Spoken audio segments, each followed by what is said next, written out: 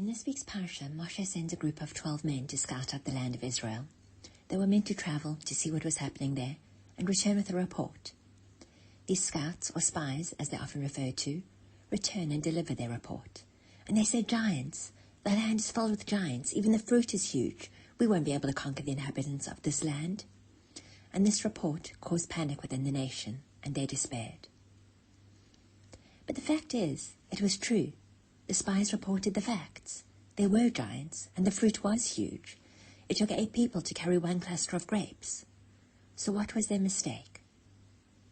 Let me ask you, after all the people had witnessed, the 10 plagues, the splitting of the sea, not to mention receiving the Torah, did they not believe that Hashem was bigger than a cluster of grapes? Surely the God who can wipe out the Egyptians, who can send the plague of the firstborn, who can drown an army, is more powerful than a few giants? Did they not know who Hashem was? And the answer is, of course they believed Hashem was bigger than some grapes. Of course they knew who Hashem was. Of course they knew what he was capable of. But they didn't believe Hashem was with them. And they didn't know who they were, how much Hashem loved them, and how much he was rooting for them. Today, I'm recording this on Thursday, there was a call for everyone to gather and say Nishmas and Perikuf of Tehillim, and to unite in prayer and in gratitude. And as I was saying Tehillim, I realized that I've not been saying Tehillim with anything near the kavanah, the intent, the concentration that I had today.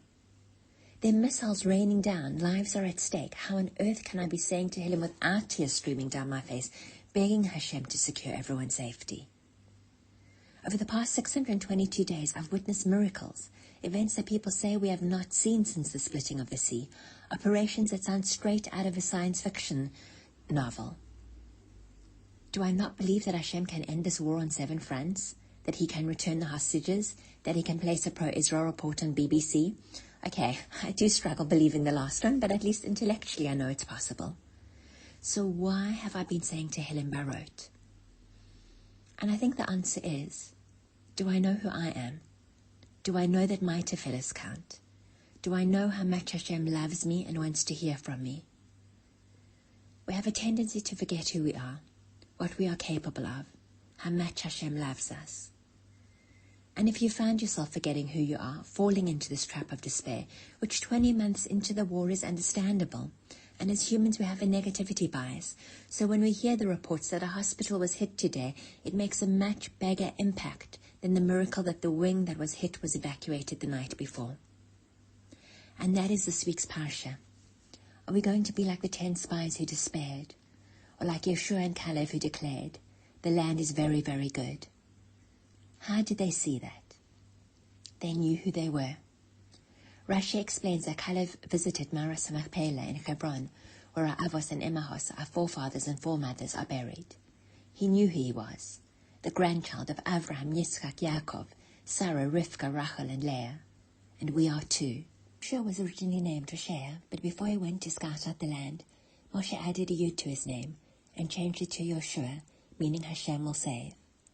We have a promise from Hashem that he will never abandon us, that he will save us. We can look at a ballistic missile hitting a hospital and despair and think, what's the point of davening? The hostages on our back, missiles are destroying homes, lives are being lost. And yes, as emotionally healthy, spiritually healthy, mentally healthy people who cling to life tenaciously, we feel very real pain and fear. I'm not negating that. And there are people who are injured in the missile attack that we need to daven for and feel their distress. But simultaneously, we can also focus on the miracle that occurred too, and remember who we are, what we are capable of, and that our whispered prayers, our small acts of kindness, our snippets of learning to grow and connect to Hashem truly make a difference, and that Hashem will never, ever abandon us.